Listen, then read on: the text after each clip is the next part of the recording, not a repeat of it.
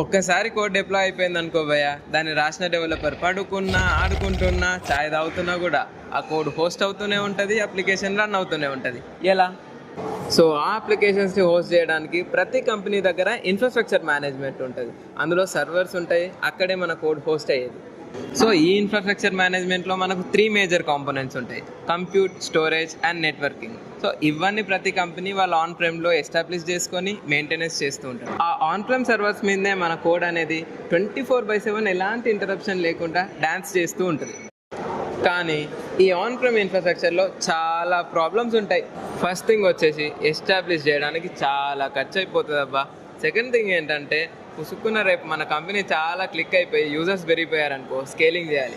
ఆ స్కేలింగ్కి ఆన్ ప్రెమ్లో చాలా manual effort పెట్టాల్సి వస్తుంది. ఇంకా ఏంటంటే 24/7 పవర్ బ్యాకప్ ఉండాలి, టెంపరేచర్ కంట్రోల్ కూడా ఉండాలి. ఈ కాంప్లికేషన్స్ని క్యాచ్ చేసుకోవడానికే క్లౌడ్ ప్రొవైడర్స్ పిక్చర్లోకి వస్తాయి. వాళ్ళు ఈ ప్రాబ్లమ్స్ అన్నిటిని ఎలా అడ్రస్ చేస్తున్నారు, అడ్రస్ చేయడానికి వాళ్ళలో ఉన్న ఫీచర్స్ ఏంటి, నెక్స్ట్ వీడియో నుంచి చూద్దాం.